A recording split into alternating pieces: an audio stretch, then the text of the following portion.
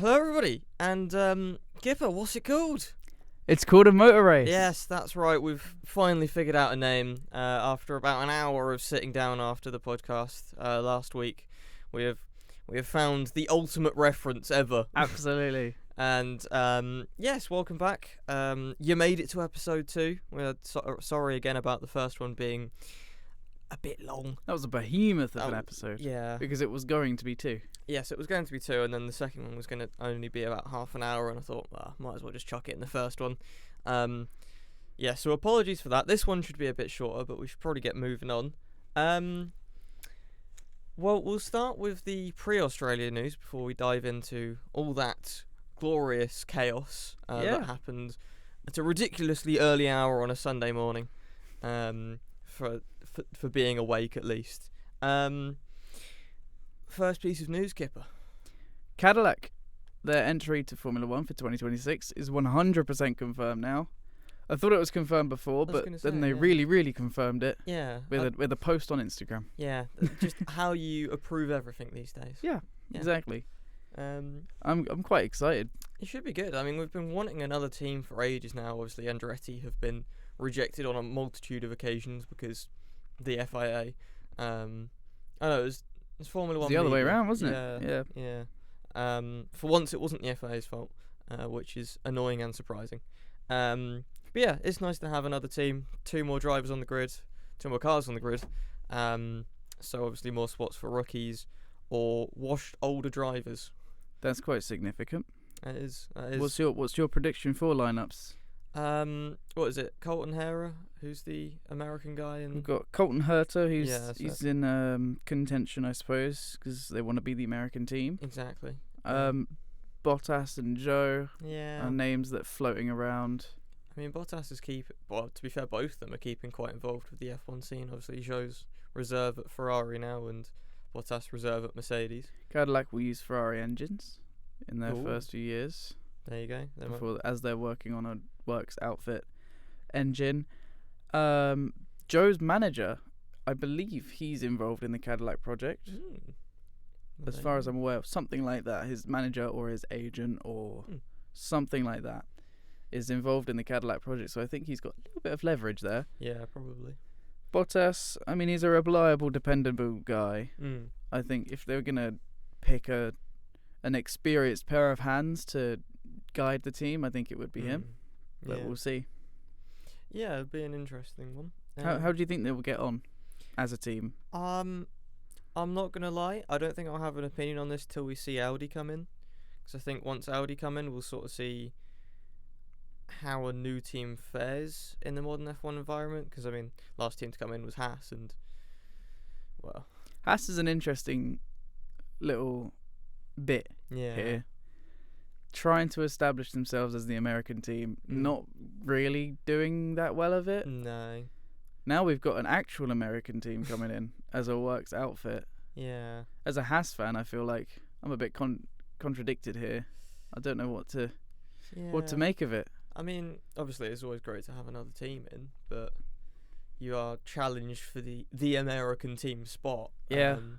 And who'll be the best at that. So that could be an interesting rivalry, though. Because I'd imagine if they do come in, they're probably not going to be at the front. So it more than likely will be a sort of similar position that you both inherit. Yeah. Short-term pain, long-term game for any works outfit that's starting up in Formula 1. Yeah. Especially with their own engine. I think the first few years will be nothing special. No, I mean, it's not. Even when you only have to work on the chassis and aero side for the on track for the first couple of years, I don't think it's going to be easy. No. It feels. Is it just me, or does it feel too little, too late? A bit, yeah. I feel like it's come quite late in the day to have all of this actual confirmation. Yeah, I feel like most of the hype around them joining has been and gone like ages ago. Yeah. Because they were sort of like, oh yeah, they're coming in probably. And it's like, mostly sure. And now it's like officially confirmed. But it's like, this has been a thing for ages now. Like, surely you could have posted this a lot earlier. I suppose a lot of work's been going on behind the scenes. Yeah, that's true. But we don't know how much. A lot of paperwork. I mean, Aston Martin's got a lot of work going on behind the scenes, and look where they are. So. Yeah. Oh well. Oh well. Piastri contract extension. Extended through 2027. Yeah. I mean, Do you like that? I mean, he seems to suit the McLaren fairly well. Obviously, we won't talk about what happened in Australia. But I feel like he's well adjusted to the team. I don't really see any other place for him to go other than maybe Red Bull. But I feel like the second driver spot there is cursed. So he probably doesn't want to go there, and given all the infighting there, probably not. Ferrari look fairly set for the next few years. Same with Mercedes. I feel like McLaren is probably the best place for him, even though he's got that competition with Lando. Yeah. Everywhere at the front is pretty much locked out. Yeah. Everyone's got their lineups going into 26 and beyond. Mm. McLaren might be the best place for him short term, but I feel like, I think I mentioned this last week, Yeah. McLaren doesn't really know how to deal with two competent drivers. No. Well, the Papaya rules attempts to, but... I suppose Red Bull won't either, but I think Red Bull might be better for Piastri in the long term. Yeah. If Verstappen seeks an exit, Yeah, Lawson isn't going to deliver a world champion. No. Yeah, no. From what we've seen so far, which we'll get onto later. The Formula 1 movie trailer. The proper actual trailer Yeah, released. I watched that. It's not just another teaser Yeah. that looks the same. I watched it, and it seems like a movie ever. I'll say that. Real? Yeah. I've got mixed feelings about it, because obviously... Did this trailer change your opinion? Nah, not really. Not really. It didn't add much. It sort of just gave a little bit of backstory, but, like, the movie's going to do that anyway, so, like, what's the point of dropping it now? But it seems like the generic racing movie, just it's set in Formula 1. Like, old guy didn't prove anything in his career, gets a big chance, and now can prove that he's one of the best drivers ever. And he's teammates with some young, hot-headed guy that doesn't respect him. It's basically just Cars, but they're in F1. It's basically Breaking Point. Yeah. They've just made Breaking Point into an actual movie. Exactly. They got a fictional team. They got everything. Yeah. Yeah. That's very true. You seem a bit apprehensive though. Are you gonna watch it in cinemas when it comes out in June? Yeah, I'll watch it. I just don't know whether I'm gonna enjoy it, because I feel like it'll be too cliche and Hollywoody. I think we should all watch it together. Whole. Yeah. All of us. Then we can just take the piss out of it. Oh, we will. And that would be fun. That would be very That would be fun. more fun than just watching it on our own. Yeah, I don't know. I'm hoping it's alright and it respects F1 in the way it deserves and the way that the fans would like. Lewis Hamilton is a major contributor to this film. He's one of the producers or writers or I'm something. not surprised. I think that will keep it more grounded and realistic than if it were just purely Hollywood-bred movie script.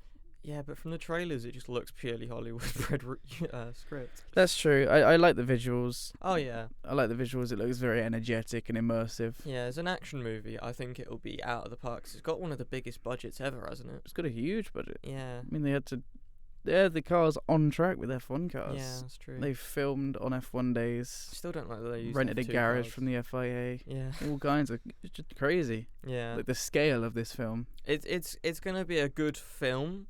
I just don't know whether it's going to be a good F1 film in the ways that Rush was. Yeah. Because I don't think you can top Rush. I watched Rush recently and I freaking loved it. It's a brilliant movie. So good. I'm not a fan of the romance subplot in this. Well, there's always got to have I think a romance. I think it's very forced. Yeah, it would. Yeah, it looks a bit forced, and it's with his engineer. Is it? I think so. I think that's what her role is, Woo-hoo-hoo. which is weird. Yeah. Imagine Ocon getting with his female race engineer. Honestly, Wouldn't I be think great. he'd probably just no. No. It's just a weird story That's to have just in a F1. weird story. Yeah. To be honest, I'm more interested to see it now that I've seen the full trailer. Yeah. I feel like the teasers that we've had for the last few months have just been like the same thing over and over again. It's like it's not telling us anything new. No, it's just here's a movie. It's set in F1. Here's a movie. It's Brad Pitt. Yeah. We have a fake F1 team. Yeah. With fake F1 cars. Yeah. Watch them on the track with real ones, and that makes it Yeah, it's not even actual F1 cars. It's the F2 car. It's an F2 chassis Looks that's really been out of place. developed. Yeah. And I think that's probably going to be the thing that annoys me the most whilst watching it. It's just like, that's a fucking F2 car. The best thing to come out of this movie is Apex GP's Instagram account. Oh, yeah, it's and such a good the account. memes are fire. I love the Apex GP account. It is actually brilliant. Whoever's running that deserves an immediate pay raise. Get them in an actual F1 team. Honestly, they're just taking the piss all the time, and I love it. So good. New F1 intro. I like it. I feel like, I'm on the fence. yeah, I like the theme of this year's graphics as well. I think, although the tower grid, like where it shows all the drivers, like where the fuck is the timings gone? I swear for most of Sunday it was just the driver's last name. And I was just like, where is everyone? I saw complaints of that on Twitter. Yeah. Yeah. I didn't notice it myself because Yeah. I think the timing tower's a bit too busy. There's too much going on in it sometimes. Or do you want to go back to like the old ones they had back in the was it ITV days, where it was like, It was like a little grid at the bottom. yeah, I liked that actually. it was alright. I prefer the tower these days. I quite like last The year's. tower's a modern take and it's a good It's a good way to do It's things. very informative because they often switch it up by putting like tyre history and stuff like that and who's on what tyres. That's a good way to utilize it. Yeah. I just think it looks too busy now with like having the team logos instead of colours. Yeah. Not massively a fan of that. Yeah. The you would have seen it during the race. The fastest lap thing, it doesn't need to be there anymore because no, doesn't mean it's anything. pointless, and that's probably my biggest annoyance with F1 now is they've removed the point for fastest lap. It's like it was there for funny. Like, Yeah, leave it. and the little under investigation things. Yeah, that's I don't cool. like those. Oh, what do you not? I find them really cool because it's sometimes quite confusing, especially in a race where there's a lot going on. I think it's quite helpful now to know who's under investigation. I should probably just put a permanent one on Ocon just for just because he's always going to be under investigation for something. But I feel like it is quite helpful to know who is under investigation. Although every single time they put someone under investigation in the race, nothing happened other than for like Antonelli, I think. Yeah. And And then that got rescinded after the race anyway. Yeah, I think maybe Hamilton got a 5 second, but Someone got an unsafe release. Bortoletto. Yeah, That's it. that was But it. We'll talk more about that in a bit. Stefano Domenicali. Yep, He got a contract extension. he did. I didn't know he could get those. I thought he was just kind of locked in until he decided he wanted to. I thought he was voted in, to be honest. Yeah, And, he's the CEO of Formula One. I thought he had to do something yeah. to really... I don't know how I feel about it. I've got no opinions, if I'm It's honest. I didn't know it was a contract. No, Almost feels like a dictatorship. yeah. Yeah, he exists. He is there. He's doing something probably. Introducing more sprints. More trips to Saudi Arabia Yeah. and things. More trips to. More street tracks. Yeah. Well, it's pretty much everything that happened before Australia, so I guess we should Yeah. move on to the main event. Welcome to Straya, mate. Australia, mate. Yeah. Straya, mate. What a weekend! I'm firstly just gonna say, I think this is probably the best way you could kick off a season. That was quite an opener. That was, I mean, we'll start with practice and Oliver Behrman's many trips towards the barriers. That was not pretty to watch. No. I was a bit hyped about Behrman, to be honest, and he's kind of, I don't want to say ruined it, but he's compromised his image, let's say. I think so. I saw a lot of posts on social media about people saying, "Nah, let's get this guy out here and get Magnussen back in." He just forgot that this isn't his first. It's his fourth weekend in F1 machinery, Yep. but it's like he's never really driven it before. No. He just never really did anything. No, there were excuses in the Anything race. good. There were excuses in the race for why rookies were sliding about and putting it into the walls. But I feel like in practice, I don't know what was. In your first practice, it's dry conditions. You don't need to push it that hard. No. Ended up teaking some gravel on the exit of turn 9, 10, Yes. and he just kept his foot in it, and it Yeah. sent him into the wall. I respect the commitment, but yeah, maybe a bit too much. And I mean that kind of put Haas off on the wrong foot for the weekend.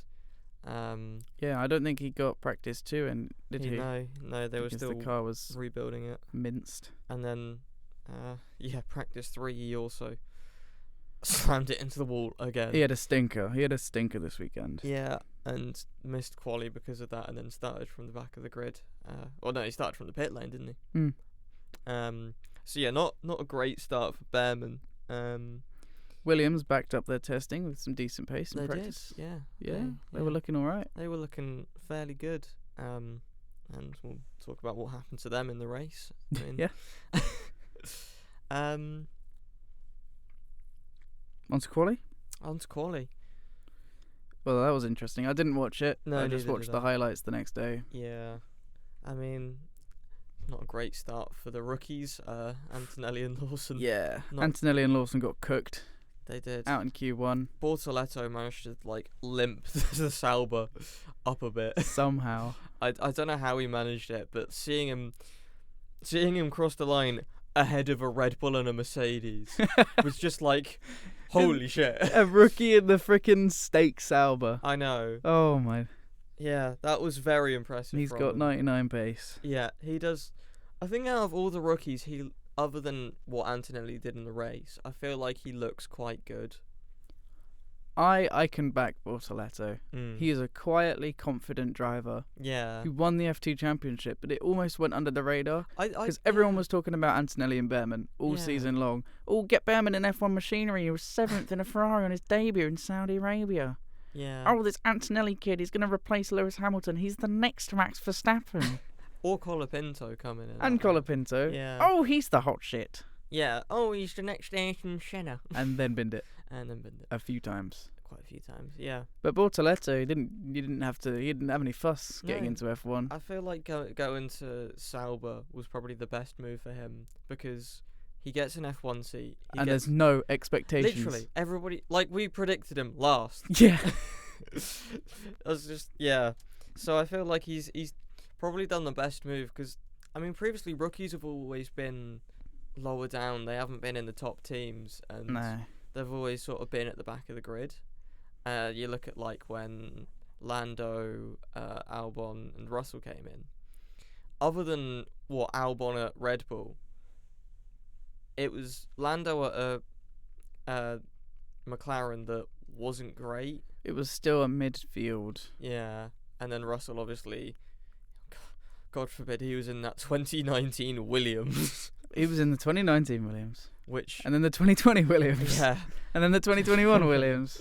yeah, all three of those were cars that have existed, Yeah. and that's about it. They were blue and white Williams cars. Yeah, obviously partnered with the GOAT,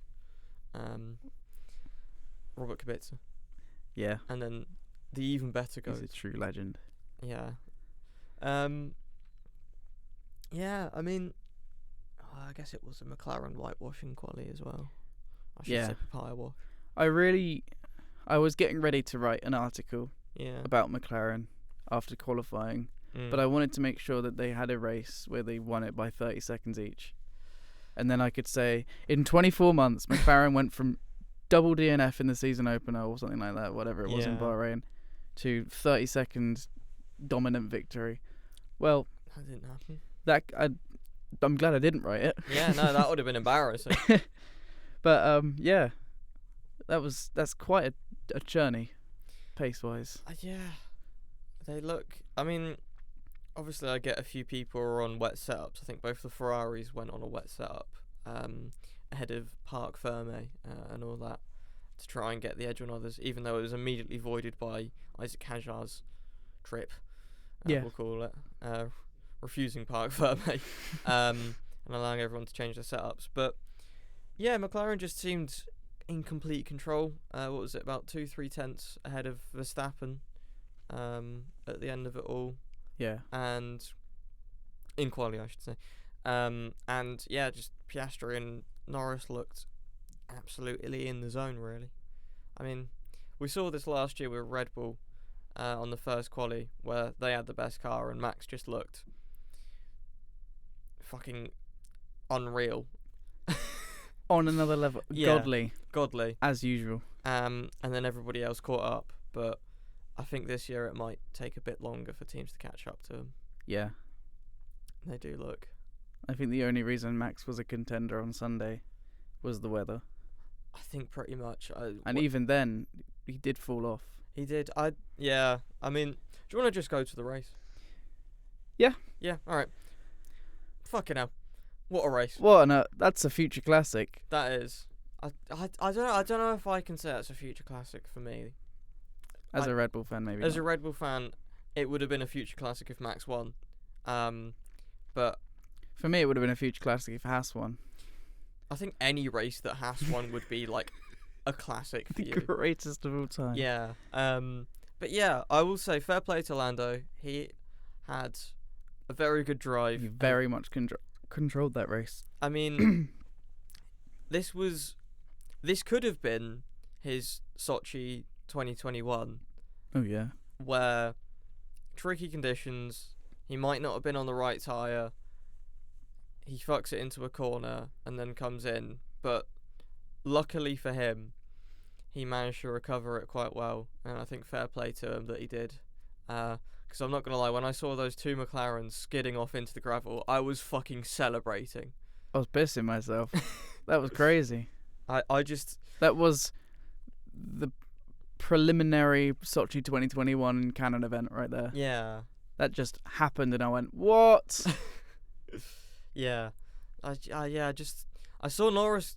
It cut to the clip of Norris and Piastri skidding off. I was like, fucking hell, they've both mudded it on the exact same corner. And then obviously they kept it going, and Lando managed to get it back on the black stuff, and then went off. And then Piastri didn't. Same couldn't be said for Piastri. No. But he did a really good job getting that recovered. Oh yeah, no, honestly, the little trip to Clarkson's farm really helped out there. Absolutely. I love Clarkson. I love that. Clarkson's post afterwards, where he said sees that the trip paid off well for Piastri. That was quite funny. That's a golden reference from Piastri. Yeah. In his post-race interview. That was, yeah. That's why he's a fan favourite. Yeah. R.I.P. the rookies. Oh yes. Only 2 of 6 finished. Yeah, not even Alonso finished. That was crazy. Not even Alonso finished. We were having a little discussion. Harsh conditions for a rookie. We were having a little discussion halfway through the race, and foolishly after Hajar bottled it on the it was the formation lap. It was the formation lap. Yeah, after Hajar put it in, and then was it after the Doohan crash? I can't remember when it was, but it was Hajar and then Doohan crashed, which caused the safety car that Sainz crashed under. Yeah. I think in that, I then put a message into our group chat saying, or somebody said, "Oh, these are really tough conditions for the rookies," and I said, "I think that Fernando Alonso guy might have a chance though." Several laps later, he bins it. Oh, I can't believe that. It's not what you expect from Alonso. No, so experienced. And he just he went on to the grass a little bit, and then I'm not sure. I think he just went a little bit offline. Took some gravel or something. Just unsettled the car. Yeah, and then just off it went into the barrier. Yeah, that was very un-Fernando-like. That was very un-Fernando-like. It was very un-Stroll-like to finish 6th in the end. I know. It's like it should have been the other way around. It should have been the other way around. This is that one decent Stroll result that his 12 defenders will say, no, Stroll deserves to be an F1. Yeah, the annual Stroll performance where he shows up for a race and that's about it. Weather makes good races. Oh god, yeah. Brazil 2024. Yeah. Brazil 2012. Yeah. Sometimes it doesn't make good races. Belgium 2021. But that didn't even make a race. Generally speaking, weather makes good races. The weather. I'm just gonna say that Ferrari strategy was insane. That was arse. I loved Hamilton's constant bickering with his engineer. That was brilliant as well. Telling him to upshift when he activates DRS. Yeah. That was quite funny. You're telling what? A 7.5-time world champion. I'm still gonna How say to 7. Yeah, telling a 7-time world champion to upshift whilst pressing DRS button was wild. Yeah. Because I think he should know this stuff by now. And no matter how inexperienced you are in a car, he's not a rookie. No. And he should know what he's doing. I also loved Leclerc's radio with, was it Xavier's engineer? Yeah, I've noted this one down because it's quite funny. Go on. Leclerc said, "Is there a leakage?" He said, "A leakage of what?" "I have the seat full of water. Like, full of water." "Must be the water."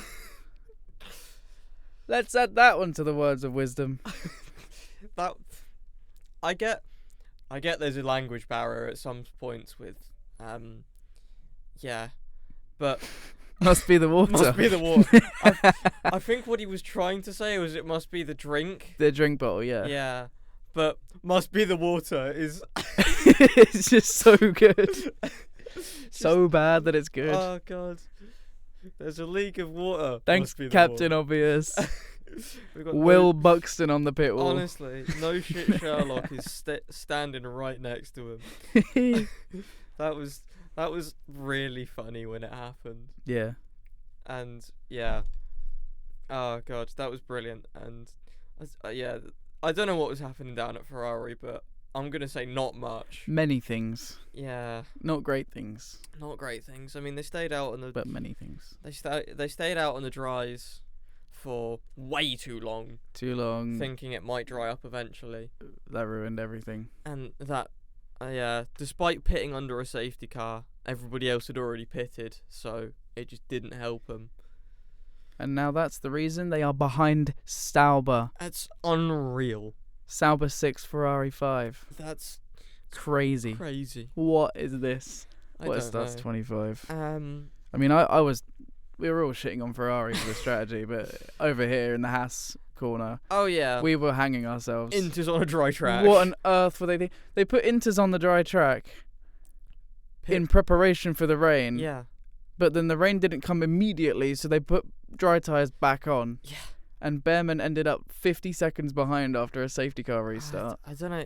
Yeah, because initially it was almost an Abu Dhabi 21 where they were just like, It could have been a golden strategy if they just stuck with it. Yeah. Why were they so indecisive I about don't know. That was almost Jensen Button-esque with the strategy. it? Almost. It was almost like they've got the radar and they know what's coming, but they just decided, you know what? Nah. They completely bowled it. And then decided to put on dry tyres. I mean, I think everybody thought that the rain was only going to last like 1 or 2 laps. I know initially, was it, I think it was McLaren said this rain is going to be level like, was it level 2 or 3? Class 3, I think Yeah. they call it. Class 3 for 1 lap. And Nando was like, huh, okay. That's literally what happened in Russia. Yeah. You can't tell me that you will stay on a dry tyres Yeah. for a Class 3 rain event, Honestly. which I assume is more than a Class 1 and 2. Yeah. Yeah. And then I know Verstappen stayed out, I think 1 lap too many on the dries. But I mean, he knows what he's doing, and unlike the 2 McLarens, he didn't bin it at the last corner. Or what was that? Well, yeah, 12 into 13. Because we only have 14 corners now. Oh shit! Yeah, so it would have been 12. Yeah. Yeah. Yeah. So Verstappen. Yeah, that was quite funny in that clip where both McLarens went off, and then you just saw Verstappen taking the normal line. I was like, that shows the difference between experience between Piastri, Norris, and Verstappen perfectly, in that both Piastri and Norris went off initially. Norris managed to get it back on track, but Piastri went off again, and then Verstappen just took it like it was a normal corner. Yeah. He He was very close to Piastri yeah. when he span across the track. I thought Piastri That was was just gonna really clear close. him out into a barrier. Yeah, I mean, it wasn't a bad race for Verstappen, but he just didn't have the car, I think. When it dried up, you could see the car was the limitation. Yeah. Because he just fell back once Piastri He had a repassed him. great launch though off the start. Oh, it was a stunning start. That was brilliant stuff. And I thought for a solid portion of that race, maybe this Red Bull isn't as bad as people are saying it is. and it might be better in the slower speed, high acceleration sort of sections of the track. But no, that just turns out he had an incredible start and the McLarens didn't. Yeah. And yeah, I think throughout the race you could sort of see Norris just build up that 1 second buffer and then just keep going. I think this race kind of proves that really the only way Verstappen can capitalise is through odd races like this. And they don't really come around when weather comes into effect, or yeah, I don't know where the Red Bull is strong anymore. I don't know. I don't know where the Red Bull's strong where the McLaren isn't, because the McLaren is strong everywhere now. Yeah, I was gonna say the McLaren's really well balanced. I think was the way that Crofty put it through the weekend, and I feel like that is quite true. The fact that they just seem to have a very consistent car that just does well. Nobody else seems to really have that, because Ferraris didn't look great. Ferrari has a bit of a track-dependent car, That's I find. True. Yeah. I thought that would have changed, because they said they were touting about this 99% new car this year, and I thought maybe things will turn around, but they just seem to be in the same places they have been in 2024 and 2023 and 2022. But I guess we'll see how it works out. Yeah, obviously. It's quite a crazy race to start basing predictions on, but yeah, I think Mercedes, they look quite good. They look good. I know you said last podcast that they work well in a low temperature track, and I think it was a bit of a colder one this time around. I think rain makes things cold. That's true. That does, yeah. Yeah. Yeah, that's a good point. But yeah, they seemed, I think Antonelli especially seemed really locked in. When he's in a racing car, in a racing situation, he seems to have very good handle on how to get the car working and keep it that way. Yeah. He seems to find pace pretty quickly and then just stick with it. I think qualifying would be... I don't know what happened to him in qualifying. No, he just didn't seem on it. Just didn't hook it up. Yeah.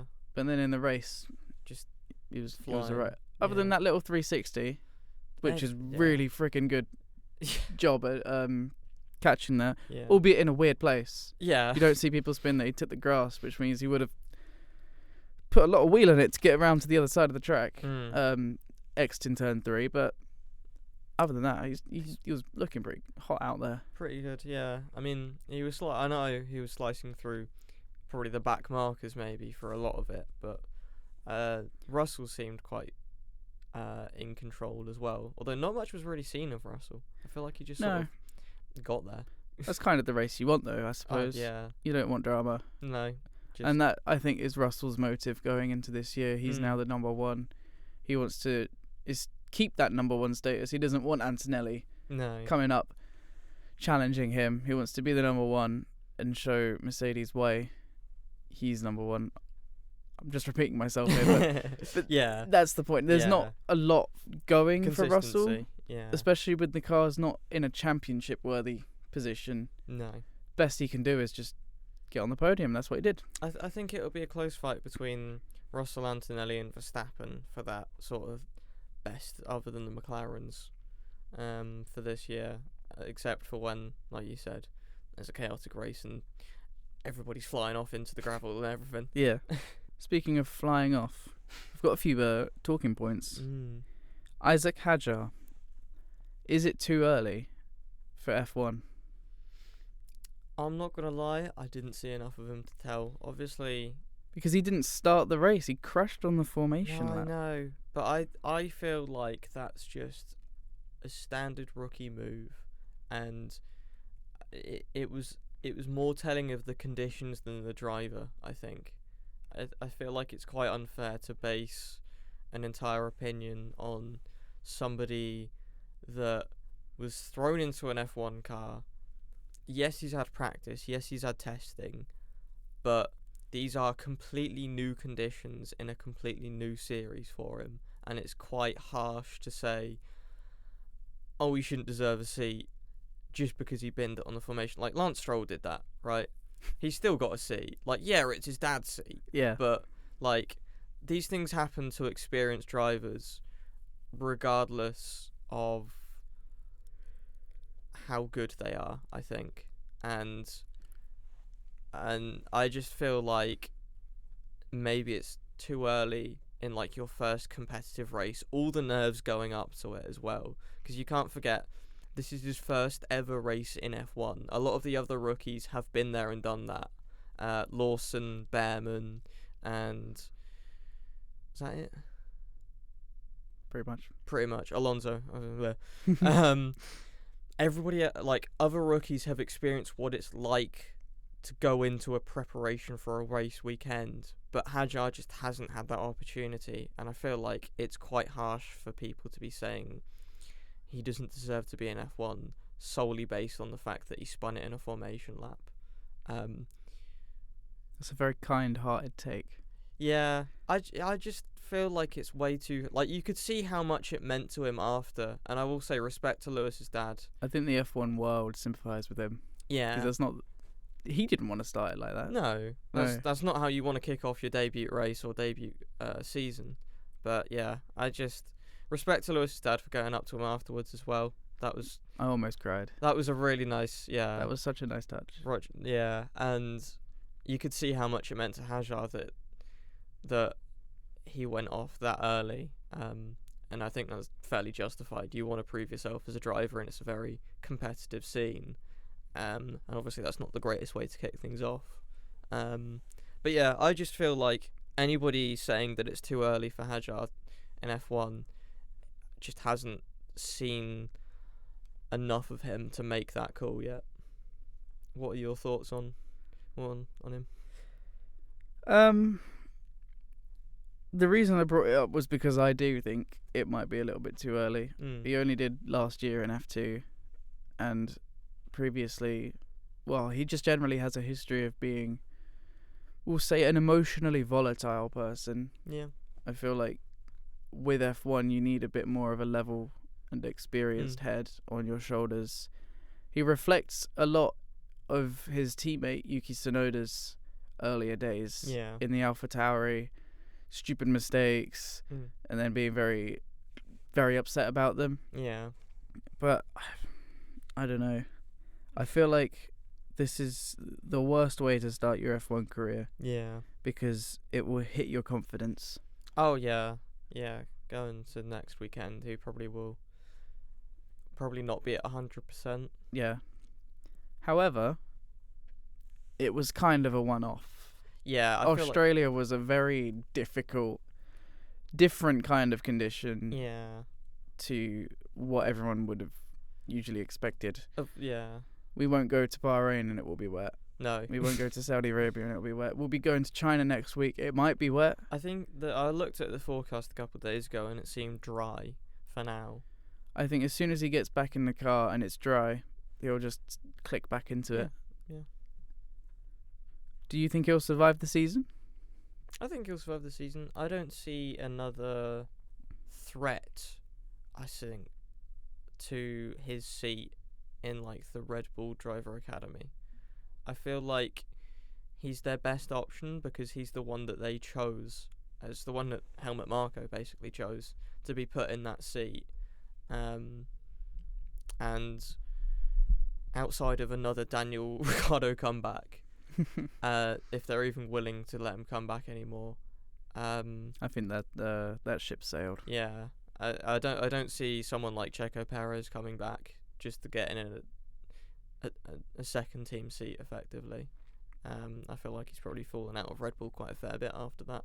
Yeah, I imagine so. I generally don't see anybody posing a significant threat for this season. Maybe next season somebody else could come in. Maybe if they do a switch between Liam Lawson and Yuki Tsunoda, they might choose somebody a bit better suited to come into that. I almost called it AlphaTauri. RB seat. But yeah, I feel like for this season, I don't think he'll come under any significant threat. But what do you think about that? Do you think there's anybody that could? I think that's a good point.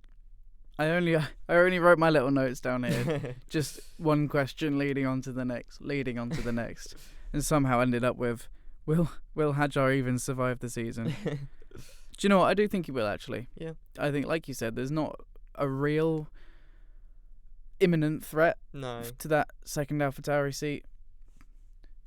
Fucking AlphaTauri. There isn't a set, there isn't someone with a target Yeah. for that second seat, and it is just a blip. Yeah. It's a one-off. There's 23 other races going on this season. Sprints. There's going to be loads of experience for him. The team isn't going to let him fall by the wayside. No. They're going to support him, and I think he'll be all right this season. I think the one good thing that RB is it's a good team for a driver to learn how to be an F1 driver. And I think we saw that with Gasly, we saw that with Albon, in the fact that it's not got the pressure of Red Bull, but you've got the backing of Red Bull instead. And you're basically in a seat to, like, learn. Yeah. You learn and advertise your own talent. Exactly. If it doesn't work out in the Red Bull, it can work out elsewhere. Exactly. Yeah. And that's the stock that you put into the driver. Gasly ended up in the Alpine. He's doing pretty well. Albon ended up as a staple for the modern Williams F1 team. I think, yeah. Yeah, I think that's the one good thing that RB is it's a good developing team. Yeah. For young rookie drivers to go into, and I mean, we'll probably see it with Tsunoda moving to someone like Aston Martin, maybe. And we have seen it with Tsunoda, I guess, previously. I mean, he didn't do that well in the race. I think he fell back to, was it like P11, P12? So he finished 12th. Yeah. But I believe he was on a Ferrari strategy. Yeah. He had a brilliant quali, and then... Fifth! That's in unheard the RB. of in an RB. He outqualified... Brilliant stuff. Yeah, outqualified Lawson by a mile and proved, once again, he should be in that Red Bull seat, but Red Bull are too concerned about how well he'd do in that Red Bull seat. So I don't even think he'll do that well in it. I just think he'll be more competent than everyone else who's been thrown in after 3 races. And yeah, missed opportunity, but if Lawson keeps going. Yeah. And that's a good segue. That is true, yeah. Lawson, was it the wrong move for Red Bull? Yes, I think everybody knows that it was the wrong move for... Even Zach Brown said it was the wrong move for Red Bull.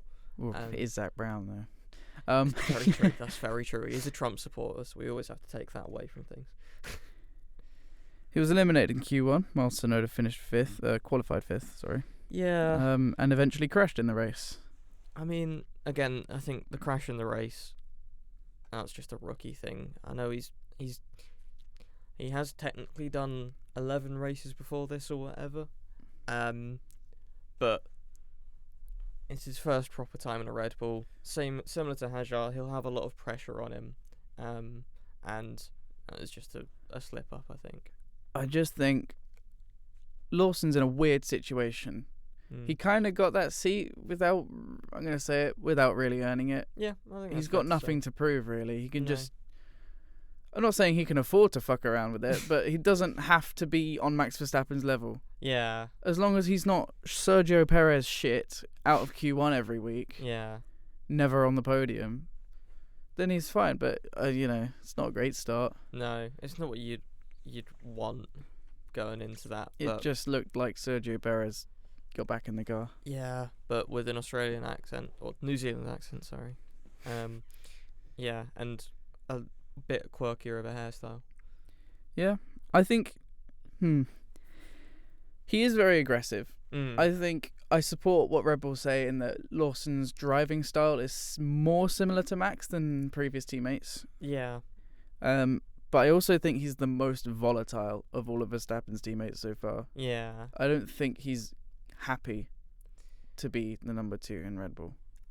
No, and I feel like he's going to have to sort of learn to accept that. Yeah, I think he went into Red Bull thinking he'd get more. Well, yeah, I think most of Verstappen's teammates had the same sort of view, that they'd go into Red Bull, all right, as the number 2, but have a more equal footing. I think Horner just bigged him up a little bit. Yeah. I think he kind of expected more. Yeah. I don't know. He had an all right time in they presented us with an expectation that Lawson would be hot shit. Yeah. And, you know, he got it with 11 races because he's got a better potential than Tsunoda, for example. And he'll be closer to Max than we've seen from Perez or Albon and Gasly before him. Yeah. The under-deliverment, I suppose, is it's a bit disappointing. But I suppose, similar to Hajar, this race could just be a blip. Yeah, I think it'll be more telling as the season goes on into how well he'll perform in that Red Bull, obviously. And, I mean, given time, he may come out just fine. I mean, as you said, he is quite similar in driving style to Max, especially when compared to, like, literally everybody else. Because that's just sort of how Verstappen drives, is just fucking send it. Yeah. And I feel like Lawson is similar in that sense, but he hasn't got the experience of Max, and I think that's probably what's lacking. Yeah. And what Tsunoda would have brung to that second Red Bull seat is the know-how of what it's like to be in F1.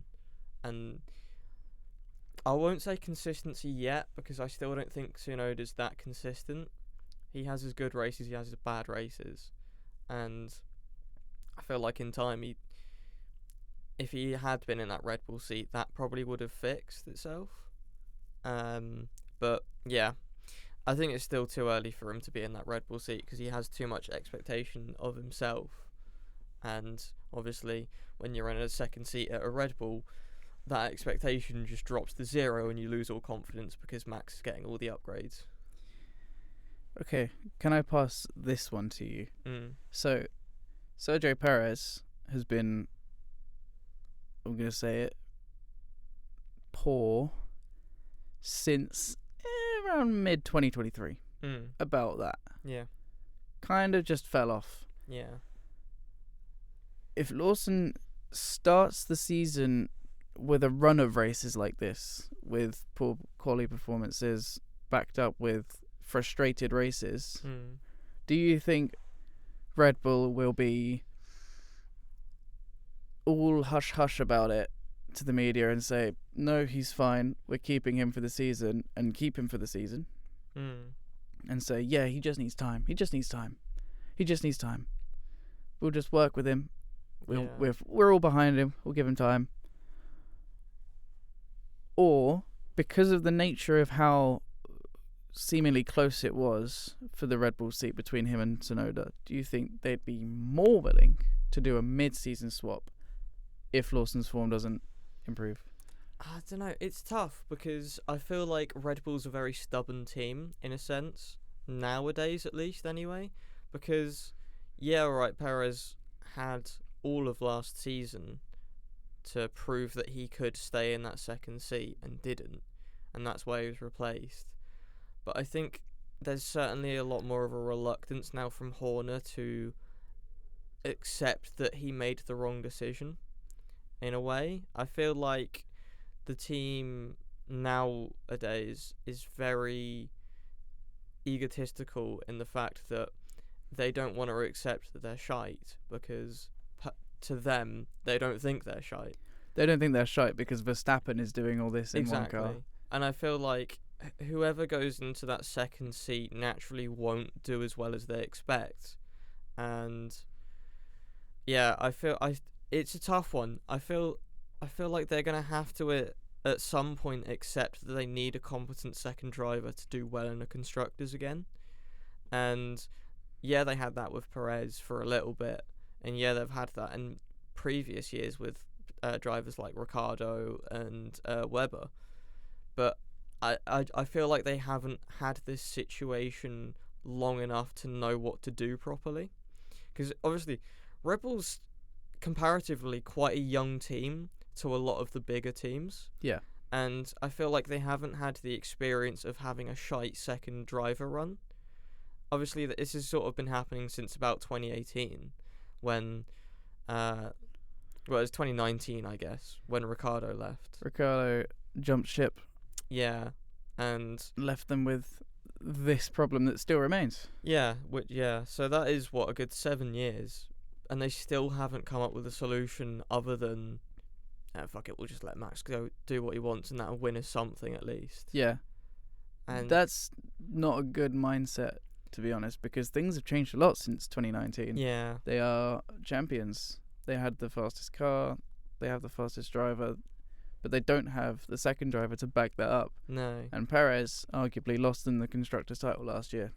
Yeah, that's fair to say. He was The answer dreadful. is Carlos fucking Sainz. Why didn't they get him? You cannot just pretend that Verstappen isn't God and Yeah. he will deliver all the results. You cannot win titles with one driver.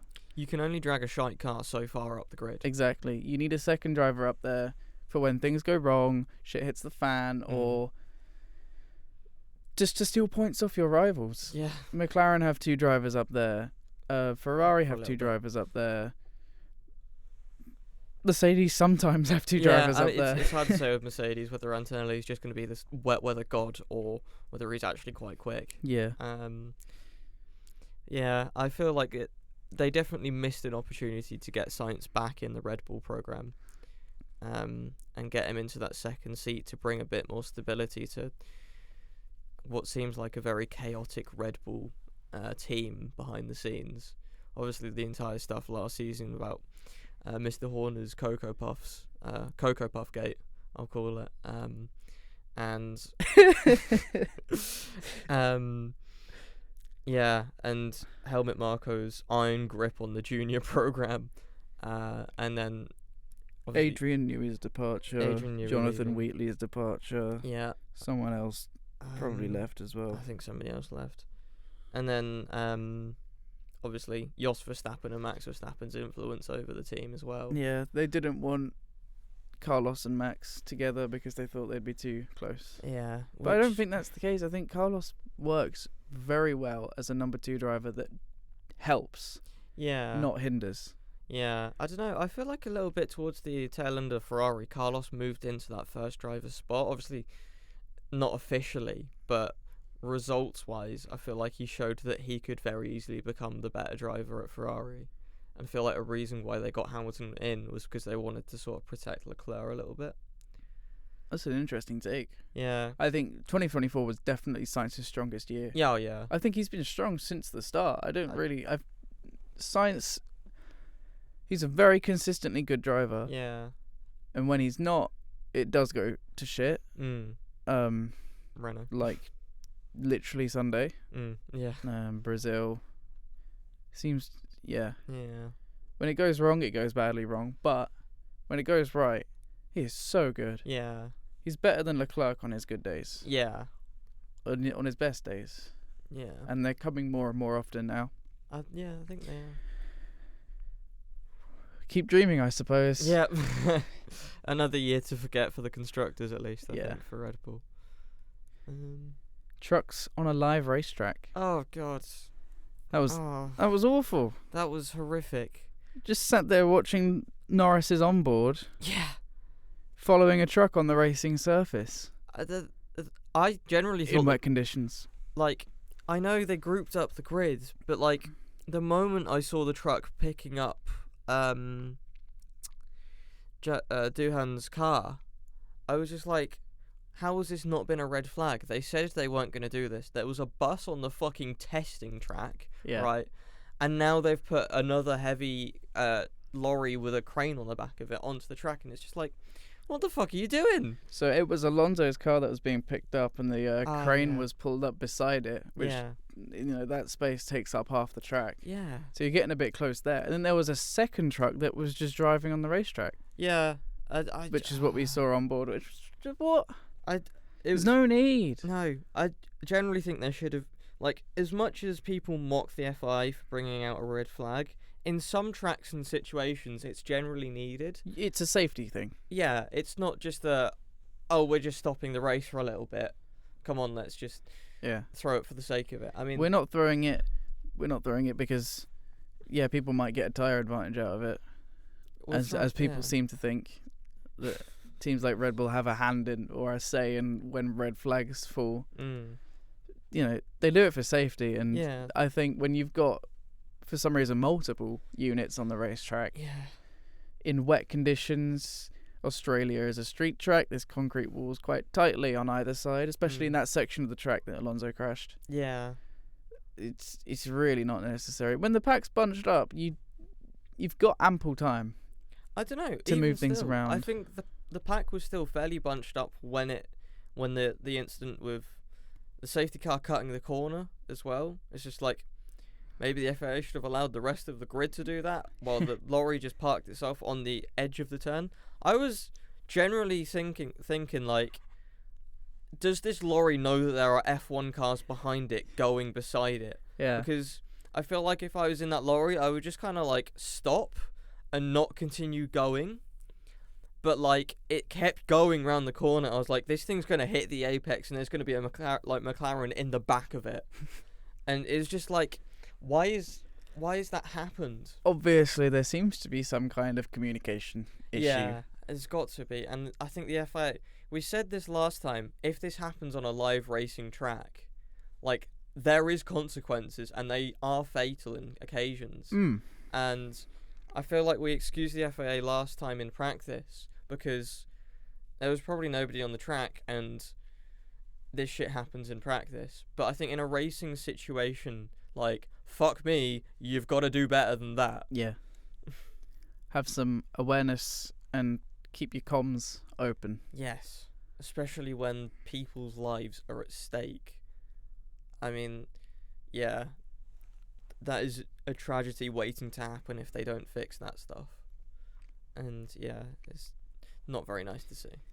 There's just no need to risk it. No, I mean, when you've got a procedure as simple as putting out a flag, and yeah, alright, somebody might moan, but then I think a lot more people will moan if somebody fucking dies on a racetrack. A red flag has consequences. Yes. For the race. Yes. A truck and a car colliding at whatever speed in these conditions has consequences on lives. Yeah. We'll put it that way. Yeah. What a somber note. I know. To finish the Australian Grand Prix. I know. For such a chaotic race, yeah.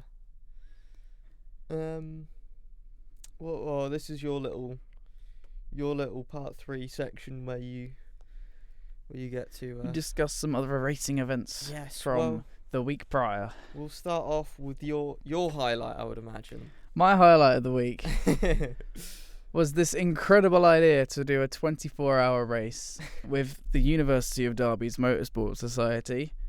We were raising money, a charitable stream for the Midlands Air Ambulance. We raised £601. That's not bad. But even more importantly, we won the race. Well done, Kipper. Me and Max Lovejoy of Motorcast fame and Max Houghton from the Motorsport Society, we set up a little team together. I galvanised myself exactly 2 weeks before the race.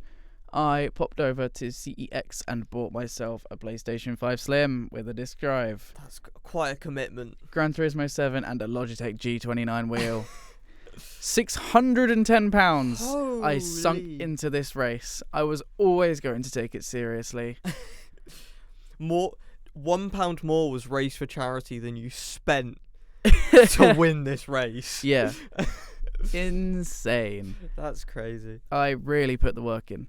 Oh, yeah. Like, I don't want to sound cocky or anything, but I wanted to do well. So I was... Because I'm an Xbox guy, admit it. Love me or hate me. Gran Turismo 7 was a new experience for me. The Logitech was a new experience for me because I have a Thrustmaster at home. And the PlayStation was a new experience for me. So I had to get used to all of these new things. Then work my way through GT7 to unlock the cars and the tracks and get the money. Yeah. And then just practice. That's all I did. Laps and laps and laps. I focused on long run stints. I focused on nighttime driving. A little bit of wet driving, although that wasn't needed in the end. Oh. It didn't rain at all. And we won. Yeah. Absolutely massive. That was crazy. By 4.5 minutes or so. Yeah, it was good margin for you. I heard we had an audience to finish. Yeah, you did. Typically, we were in lecture, and so we're sneakily putting it on behind our lecturer's back to keep track of the Flying Kipper on his maiden victory. That was insane. So we were following along from the classroom. We were all then on break towards the end of the race. So we were all in the main section. You popped down to the atrium to watch the Motorsport Society set up. Yeah, the committee set up a couple of sim rigs. They had a couple of sim rigs. They had a massive TV on right in front of them, so you could go and watch the race live. So we popped down there for our break. There was a few of us in the shop at the time, getting our various energy drinks and chocolates. Uni student starter kits. Exactly.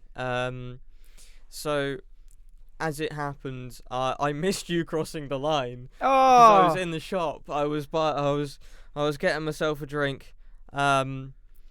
And one of our classmates just ran into the shop saying, "Kip's won!" and we all sort of cheered for you, and then made our way out and saw on the big TV the flying Kipper as the race victor. That's the greatest thing ever. That was very funny. And then you and Max eventually slugged your way over to we rocked up main to campus the lecture and got a. Well, it wasn't a. Was it a stand innovation? I forgot if we stood up or not. There was definitely a round of applause. There was definitely a round of applause, and I think maybe one or two people stood up. But yeah, that was quite a funny moment, let's say. And yeah, well done to that, because fuck me, I would not have been able to do that. Yeah, I didn't sleep that night because I was on the night shift. I did about 1:30 till 5-ish in the morning. That's a long day. Yeah, we absolutely cooked though. We did. Really did. Yeah, no, that was a very impressive performance. That was me and Max. Yeah, the two Maxes. Yeah, and then you came in for the lecture afterwards and went home. Yeah, we had another lecture after that one, which I was really annoyed about, because if we didn't have that, I would have just gone home and slept. Yeah. So, yeah. That's true. Oh well. You win some, you lose some. We won. You won the most important part. We won the most important part. Speaking of winning, Josh Dirksen took an impressive victory in the F2 sprint race this weekend. In spite of his AIX, which is a shitbox. You'd understand F2 as a spec series, but not all the cars are the same. Not all the teams are the same. It feels weird that you've got a spec series, but there are better teams than others. It's about money. True. Prema, for example, have better engineers. Yeah. They'll know how to set up the car better. They've got better sim rigs for the drivers to train and work up and, understand tracks and cars better than, say, your lower midfield F2 cars like Tridents and things. AIX has just generally been like a really mid outfit in F2 for a long time. Before that it was PHM AIX, and then before that it was PHM, before that it was PHM Racing by Charouz, before that it was just Charouz Racing System, before that it was Sauber Junior Team by Charouz, and they've all been completely mid. Yeah. It's great to see them up there. Josh Dirksen, he's looking rapid. I don't know if he's with an academy. If he's not, he better be. Yeah, and unfortunately the feature race was cancelled because of weather. Yeah, I saw that happen. Yeah, that was annoying, but at least it wasn't an extra thing to watch during a very busy and hectic weekend. I went to the Tegua Ducaries rally at Donington Park on Sunday. Oh, yeah. That was fun. Yeah. I went with Max, our friend. Wow.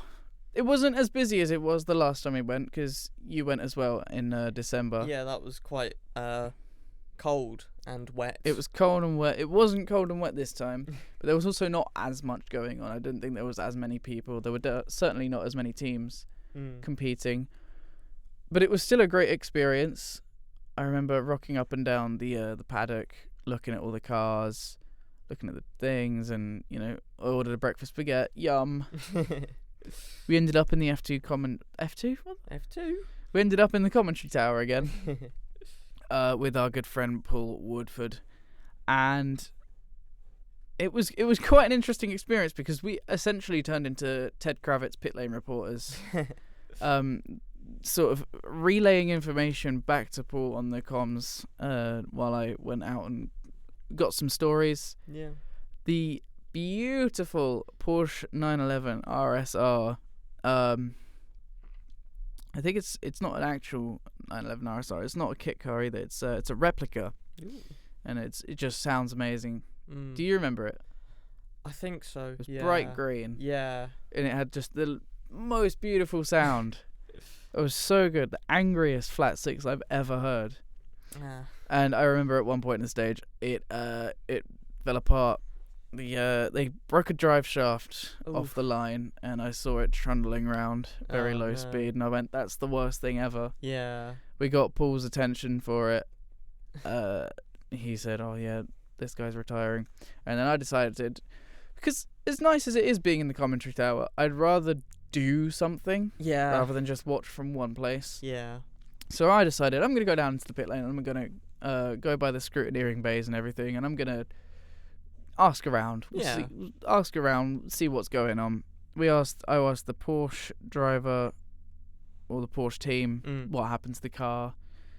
Big RIP. I went to the number 90 Fiesta that was spewing smoke all day. Asked what that was about. Is it a mechanical gremlin? He said no, it's completely fine. It's bad for the environment. I asked the C3 driver. He won the championship last year. He won the rally last year. He was chasing for the lead this weekend, and he actually crashed in the final stage at the chicane and lost a few seconds. It was quite interesting to interview loads of different people. Yeah, it was just a nice experience. I felt like I was doing more this time. Yeah, last time we went, we were just sort of sitting in the commentary box looking at cars go past, and we were quite limited for our options, really, because we tried to book out some equipment and we didn't get any. No, I think I brought a camera. Oh, I mean this time. Oh, we were quite limited. We didn't get any equipment. Oh, damn. And Max came from home where he didn't have any of his photography equipment either, so we literally just had phones and our persons. Yep. So we did a bit of journalism with what we had. Yeah, it sounds a lot more entertaining than the last time we went. Yeah. And last night, Josh Berry shocked the Cup Series with his maiden win and Wood Brothers 101st. If you told me a year ago the Wood Brothers number 21 would win twice in less than a year, I would laugh you out the room. Now it's a reality as Cup Series sophomore driver Josh Berry took NASCAR's oldest team to victory lane in the Pennzoil 400 at Las Vegas. Atop Harrison Burton's maiden win at the Coke Zero Sugar 400 last summer, Josh Berry became the 20th different driver to win for the famed number 21 Wood Brothers Ford, putting them in the playoffs for the second year in a row. And this came just after his career best finish of 4th last weekend. Ooh. I'm really happy for him. Chuffed. They absolutely deserved it. The Wood Brothers story is just, it goes back so long. They've been there since the beginning of NASCAR. Wow. Yeah. They were saved by Ford Motor Company themselves not that long ago, going bankrupt. They were saved because it was like a family-run business. You know, the Ford Motor Company sort of resonated with that, and they backed them to get some Penske alliance. And now they're flourishing with Josh Berry at the wheel. I've never seen the 21 car so good before. It's really good. The underdogs, they denied Daniel Suarez, his 3rd career victory through flawless execution. I mean, I didn't see the car go wrong all day. And ended championship protagonist Christopher Bell's 3-race winning streak. Ah, yeah, that's finally over. He was going for 4, and it didn't come out. Where did he finish in the end, do you know? Ooh, I think he had a bad finish. Oh, really? He did get a penalty at one point because he left his box with a loose wheel and then pulled into one of his teammates' boxes to get it tightened up. Can you do that? I mean, you can, but it is still a penalty. Yeah. But not as harsh as a penalty as if he would have left pit road and then the wheel fell off. That is pretty much everything I've got. Well, I guess we'll move back to F1. Back to F1. For this weekend's sprint race. The first sprint weekend. It's the first sprint weekend of the season. China. I cannot wait for another sprint race. I absolutely hate them. I feel like they're a completely useless addition to the F1 grid calendar. And they're just a waste of time. I get why they work in F2, because it's a different series and that's how it's always been. But I feel like with their addition to F1, they've never really provided anything other than like, yeah, you get a couple good laps of racing, but other than that, it's basically just the main race. But everybody's on softs instead of mediums. Yeah. Or hards. Or Sprint inters. races doesn't make races better. No. Like, you still got the same Yeah. massive cars, Yeah. the same dodgy DRS overtakes, and it's pretty much the same. But the point is, all the F1 fans are going to tune in for a sprint race, and no one's going to tune in for practice. That's true. Money. Yeah, money. Always money.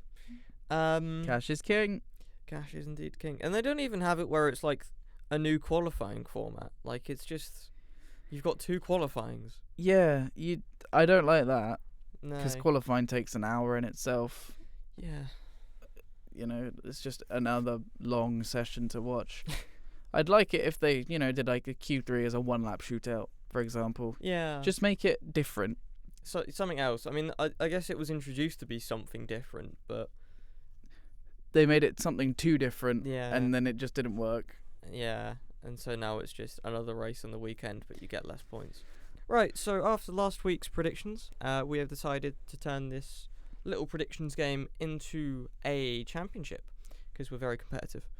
And so the way this will work is that you'll just get a point correct for every correct guess that you make, predictions-wise. Now, last week we did this in a way where we each predicted each other's predictions. A lot of predictions there. A lot of predicting. A lot of predicting. But that's just for fun. We won't count that unless I get really bored in a lecture and decide to anyway. So last week we've worked out that Kip got 2 correct guesses. With Verstappen in 3rd for quali and Mr. George Russell in 3rd in the race. I only got 1, which was a Lando Norris pole. And so we will move on to China, I predict. Or am I predicting your prediction? You're predicting my predictions. I'm predicting your predictions. Yes. 3rd in qualifying, we'll go Antonelli. Okay. 2nd, Verstappen. First, Piastri. None correct. I have gone Oscar Piastri in 3rd, George Russell in 2nd, and Lando Norris on pole again. Russell in 2nd. Russell splitting the McLarens. Yeah. Yeah. All right. Well, you said you were gonna go boring, so I think you've gone Max 3rd, Oscar 2nd, and Lando 1st. Verstappen 3rd is correct. Oh. I had the McLarens the other way around. Well. For the race, 3rd step of the podium, I'm gonna put for you George Russell and Verstappen 2nd, Norris 1st. No way. None correct. No way. I'll put Max 3rd, Oscar 2nd, and George Russell to win the Chinese George Grand Russell Prix. win the Chinese Grand Prix. Wow, that's a bold statement. That is a I'll bold remember statement. that. It's a cold track. For you, I think you've gone Lando Norris 3rd, Max Verstappen 2nd, and Oscar Piastri to win. Ooh, all wrong. Oof.